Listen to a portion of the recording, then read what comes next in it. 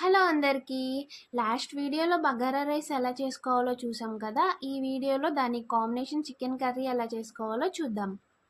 First stove మీద pan పెట్టి oil పోసుకొని ఉల్లిపాయ పేస్ట్ వేసుకొని పచ్చివాసన పోయేదాకా ఫ్రై చేసుకోవాలి. తర్వాత సన్నగా కట్ చేసుకున్న పచ్చిమిరపకాయలు అండ్ శుభ్రంగా కడిగి పెట్టుకున్న చికెన్ని వేసుకొని ఒకసారి మొత్తం కలుపుకోవాలి. ఆ తర్వాత మన టేస్ట్కి సరిపడా కల్లుప్పును వేసుకొని మళ్ళీ ఒకసారి మొత్తం కలుపుకోవాలి. చికెన్లో వాటర్ అంతా అయిపోయిన తర్వాత టమాటో పేస్ట్ని వేసుకొని ఒకసారి బాగా ఫ్రై చేసుకోవాలి.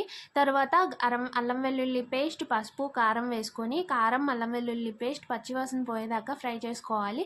తర్వాత ఒక గ్లాస్ వాటర్ పోసుకొని నూనె పైకి తేలేదాకా బాగా కుక్ చేసుకోవాలి. మధ్యలో కొంచెం గరం మసాలా అండ్ ధనియా పొడి వేసుకొని ఒకసారి బాగా ఫ్రై చేసుకొని నూనె పైకి తేలిన తర్వాత కొంచెం కొత్తిమీర వేసుకుంటే మన చికెన్ కర్రీ రెడీ అయిపోతుంది. వీడియో నచ్చితే లైక్ చేయండి అండ్ మన ఛానల్ని సబ్స్క్రైబ్ చేసుకోండి.